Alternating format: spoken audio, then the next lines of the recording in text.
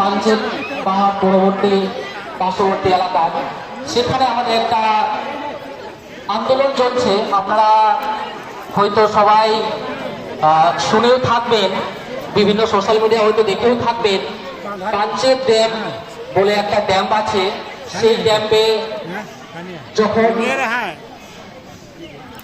আন্দোলন হয় ওখানে ড্যাম না তৈরি করার, তার পরবর্তী ক্ষেত্রেও কিন্তু ওখানে ড্যাম তৈরি হয়ে যায়, বাঁধন হয়ে যায়। সেই বাঁধনে বিভিন্ন আমাদের এলাকার 152টা মৌজার গ্রামবাসী ওখান থেকে বিতাড়িত হয়ে অন্য জায়গায় বসবাস করছেন এবং এখনো ওই জায়গা থেকে আমরা বঞ্চিত আছি।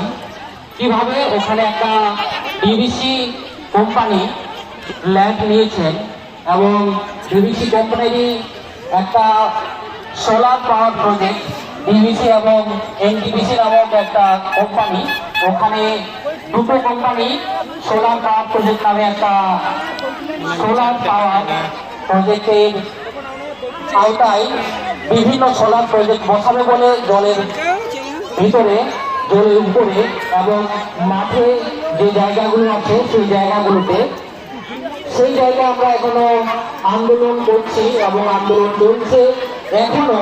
ওই জায়গায় আমরা 12/11/2025 থেকে এখনো চলছে, প্রায় হয়তো বলা যেতে পারে 36-37 দিন হয়ে গেল। ওখানে একটা ধর্ণা মঞ্চ আমরা তৈরি করে ধর্ণা এখন ওখানে চলছে, যাতে এই সোলার পাওয়ার প্রজেক্ট